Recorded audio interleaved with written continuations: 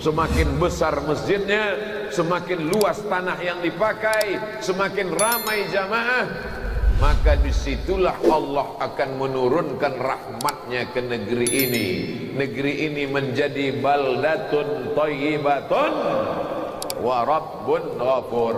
Ada yang negerinya baldatun thayyibatun, negerinya baik, pekerjaan mudah, banyak uang, rumah mewah, mobilnya cantik, tapi Allah tidak Rabbun Ghafur, karena Allah tidak disembah.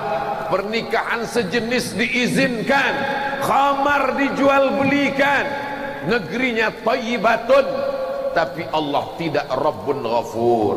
Kita ingin bukan cuman baldatun thayyibatun, tapi kita ingin Rabbun Ghafur.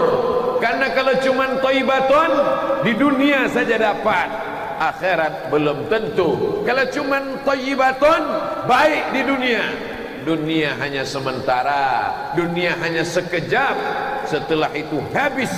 Yang kekal abadi adalah walal akhiratu khairul laka minal ula wal akhiratu khairu wa abqa.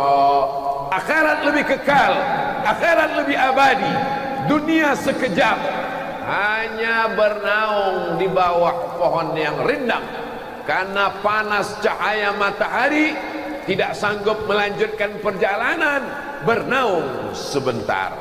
Abdul Somad dalam perjalanan dari Samarinda menuju Balikpapan, karena panas terik berhenti sebentar di bawah pohon yang rindang, sejuk, adem, ayem, sementara matahari redup. Begitu matahari redup, perjalanan akan dilanjutkan. Begitulah hidup di dunia ini, sementara saja. Menjadi pejabat sementara, menjadi orang kaya sementara, menjadi orang cantik sementara, menjadi orang ganteng, gagah, perkasa sementara. Setelah itu yang kekal abadi hanyalah di surga atau di neraka. Di surga khalidina fiha abada, di neraka sama juga.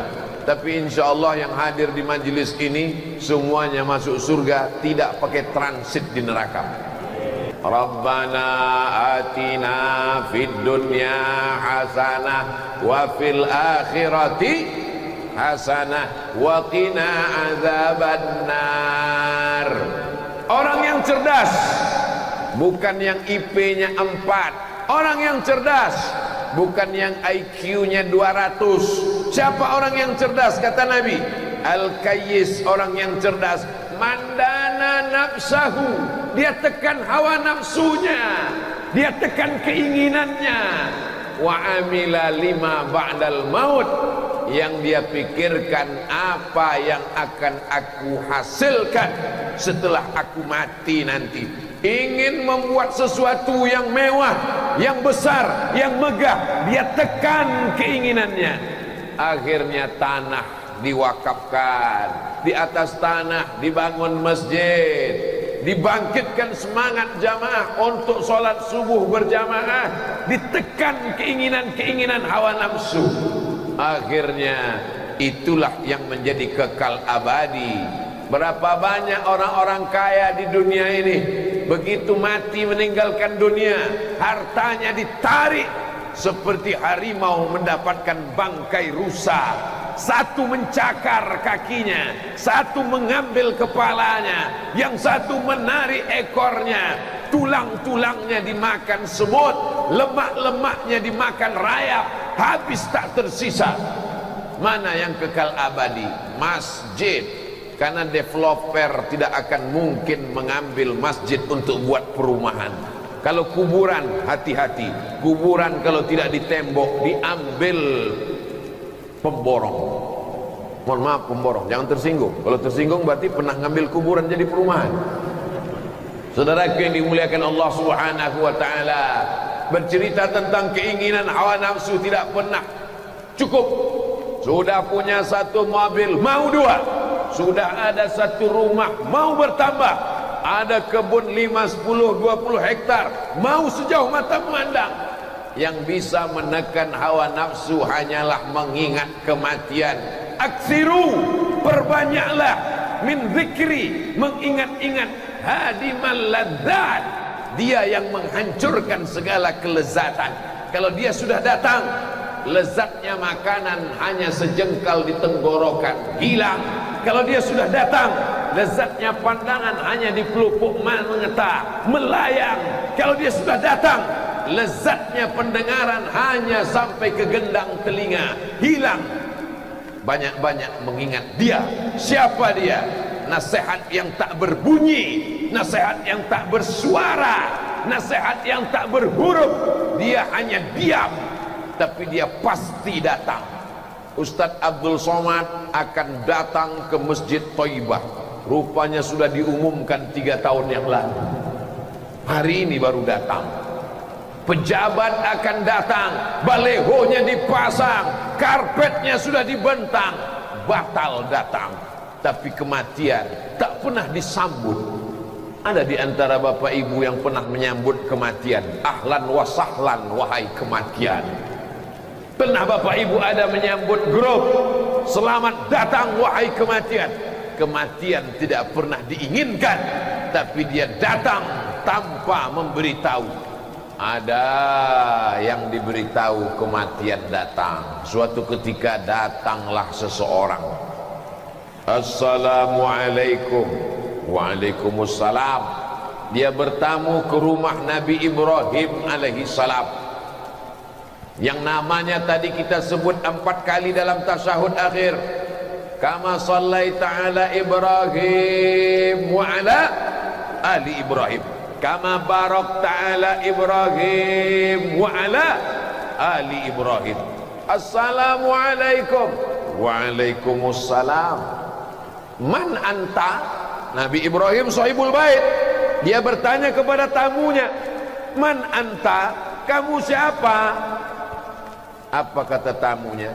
Ana malakul maut. Aku malaikat maut. Bayangkan kalau tamu kita pagi ini datang malaikat maut. Kamu siapa? Malaikat maut. Kamu mau apa? Madza turidu? Kamu mau apa malaikat maut? Kata Nabi Ibrahim. Malaikat maut menjawab, uridu an aqbidha ruhak. Aku mau mencabut nyawa. Kata Nabi Ibrahim, aku ini Khalilullah, aku ini orang paling dekat dengan Allah, aku ini kekasih Allah. Apakah mungkin ada kekasih yang tega mencabut nyawa kekasihnya? Apakah ada kekasih yang mau menyakiti kekasihnya? Kekasih takkan mungkin menyakiti kekasihnya. Kata Nabi Ibrahim alaihissalam. Apa jawab malaikat maut? Hal yakrahu khalilun liqa'a khalilihi.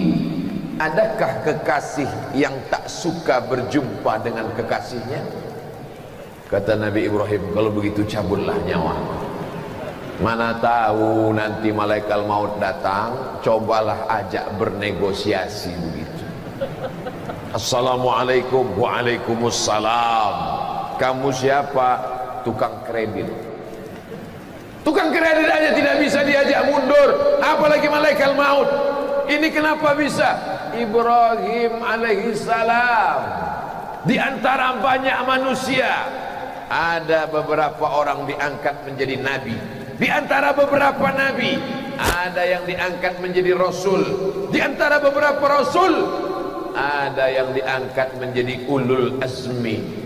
Di antara ulul azmi itu adalah Sayyidina wa Maulana Ibrahim alaihi salam. Bukan kita, tapi ada beberapa hamba Allah yang saya jumpai, dia ingin coba tawar menawar dengan Allah subhanahu wa ta'ala.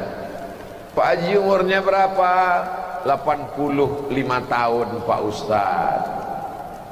Tapi saya berharap Allah jangan matikan saya dulu. Dalam hati saya ini bonusnya sudah hampir 1/4 abad. Jadi gimana caranya minta kepada Allah? Saya minta kepada Allah, Pak Ustadz sedang membangun 3 masjid. Ya Allah, jangan matikan aku dulu sebelum 3 masjid ini selesai. Oh, begitu caranya tawar menawar dengan Allah Subhanahu wa taala. Jauh berjalan banyak dilihat, lama hidup banyak dirasa. Ketemu orang isi kepalanya macam-macam. Ketemu lagi di satu tempat. Ustadz Somad, tolong doakan saya. Doa apa Pak Haji? Supaya Allah jangan matikan saya dulu sebelum saya membangun 99 masjid. Macam-macam, rambut sama hitam, isi kepala macam-macam. Ini orang-orang yang cerdas, bernegosiasi dengan Allah. Apakah mungkin Allah menambah umurnya? Wallahu a'lam bissawab. Yamhullahu ma yasha. Tulisan di Lauhil Mahfuz, Allah kuasa untuk menetapkannya. Wa yuthbit, Allah kuasa untuk menetapkan. Wa yamhullah, Allah kuasa untuk mencabut. Bisa saja dihapus oleh Allah. Allah itu fa'alul lima yurid. Allah tidak melanggar peraturan. Manusia bisa melanggar peraturan karena manusia mengikuti aturan, tapi Allah tidak melanggar peraturan karena aturan dan peraturan adalah milik Allah Subhanahu wa ta'ala.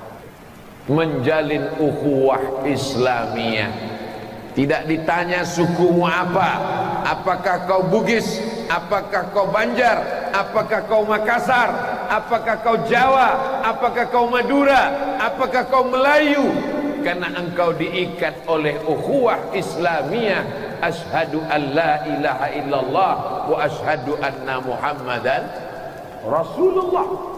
Bersama Tuan Guru Profesor Dr. Haji Abdul Somad LCMA. Saya cuma sedang memeriksa detailnya udah lengkap apa belum. Semua sudah. Tuan Guru sudah, Profesor Dol sudah, Doktor sudah, LC sudah, MA sudah. Kalau lewat 5 jalan ini, lewat 5 jari ini, lewat 5 ini, masuk yang ke-6, almarhum. Boleh jadi ini yang tersenyum, yang bangga, yang lubang hidungnya sebesar terowongan Mina. Boleh jadi terlambat masuk surga karena sombong dan angkuhnya. Dikasih kursi, diberikan mikrofon, diberikan air minum, disiapkan kamera, muncul angkuhnya, datang sombongnya, datang takburnya. La yadkhulul jannah, tak masuk surga. Man kana fi qalbihi, siapa yang dalam hatinya mithqala habbatin min khardalin min kibrin, ada sombong sebesar biji sawi, maka doakan supaya Abdul Somad tidak ada angkuh sombong dalam hati, supaya dia bisa masuk surga Allah Subhanahu wa ta'ala. Dah selesai, diaminkan orang sebanyak ini. Apa enggak duluan masuk surga? Begitu yang kecil-kecil ini masuk surga, mereka semuanya terkejut. Loh, kok yang besar sudah ada duluan? Amin. Saudara yang dimuliakan Allah Subhanahu wa ta'ala, masalah masuk surga pasti. Siapa yang ragu masuk surga berarti meragukan janji Nabi Muhammad sallallahu alaihi wasallam. Man qala la ilaha illallah, siapa yang mengucapkan la ilaha illallah Muhammadur Rasulullah, dakhalal jannah. Belum ngomong, belum bicara, belum pandai menggerakkan lidah, kita sudah mengucapkan la ilaha illallah di dalam hati kita. Ketika bapak kita mengazankan ke telinga kita, asyhadu an la ilaha illallah,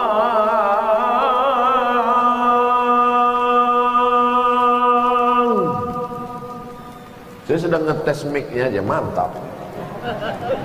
Apa kata anak di dalam? Mulutnya belum pandai bicara, tapi hati kecilnya mengikuti. Asyhadu an la ilaha illallah, asyhadu anna Muhammadar Rasulullah. Anak di dalam. Apa ada orang didondang ini ketika anaknya lahir, dia pegang, dibisikkannya, kau sudah kutanamkan sawit 5 hektar. Tidak ada. Kenapa? Karena kalau sawit kau tanamkan, dia jual, dia ngutang, dia lelang, dia jadikan sebagai agunan hutang, habis. Tapi la ilaha illallah Muhammadur Rasulullah, itu yang kita ucapkan tadi. Afdhalul dzikri fa'lam annahu la ilaha illallah. Sekali, garisnya belum jelas, 2 kali. La ilaha illallah, agak jelas, diperkuat lagi 3 kali. La ilaha illallah, barulah angka kesempurnaan 40. Nabi Muhammad SAW diangkat menjadi Rasul umur 40 tahun. Nabi Musa terjebak di lembah Tih 40 tahun. Maka kemudian angka 40 dipilih Ustadz Abdul Somad. La ilaha illallah, la ilaha illallah. Kenapa ketika mengucapkan lafaz Allah ke kiri, ke jantung, berdegup, berdetak? Di dalam dadamu ada jantung berdegup dan berdetak. Kalau dia baik, maka baiklah seluruh tubuhmu. Kalau dia mati, berhenti, diam, maka matilah engkau. Pak Haji kemarin yang ikut pengajian kita di mana? Sudah meninggal Pak Ustadz. Loh, kenapa? Mati mendadak karena serangan jantung. Kok serangan Belanda? Serangan jantung. Jantung ini kalau sudah kena, makanya kata Nabi, ala fil jasadi mutwah, ketahuilah di dalam jasad ini ada segumpal, ada sekepal, ada segenggam. Idza salahat salahal jasadu kulluh, kalau dia baik maka seluruh tubuh menjadi baik. Wa idza fasadat, kalau dia rusak, maka inilah letaknya jantung. Di dalam ini ada hasad, di dalam ini ada dengki, di dalam ini ada dendam kesumat, di dalam ini ada syirik, di dalam ini ada munafik, di dalam ini ada kufur. Dipukul dia dengan palu bodam, dipukul, dihajar, dibantai, supaya hilang karat-karatnya dengan la ilaha illallah. Allah tegut jantung. Itu bukan asal-asal goyang kepala aja. Ini banyak orang zikir tengoknya goyang, goyang pula. Saudara yang dimuliakan Allah Subhanahu wa taala, ada karat-karatnya. Besi itu kalau dalam tanah dia berkarat. Bagaimana mencopot, melepas karatnya? Melepas karat jantung. Jantung atau hati Pak Ustadz? Ustadz Somad bilang jantung, kata guru kami hati. Saya tidak mau kelahi. Ya udah kita pakai dua-duanya, jantung hati. Saudara yang dimuliakan Allah Subhanahu wa taala, makanya Allah mengajarkan Nabi Muhammad SAW, dan dia mengajarkan kita, ya muqallibal qulub, wahai engkau yang membolak-balikkan hati, membolak-balikkan jantung, membolak-balikkan jantung hati. Sabbit qalbi, kokohkan hatiku, ala dinik, dalam agamamu, wa ala ta'atik, dalam ketaatan kepadamu.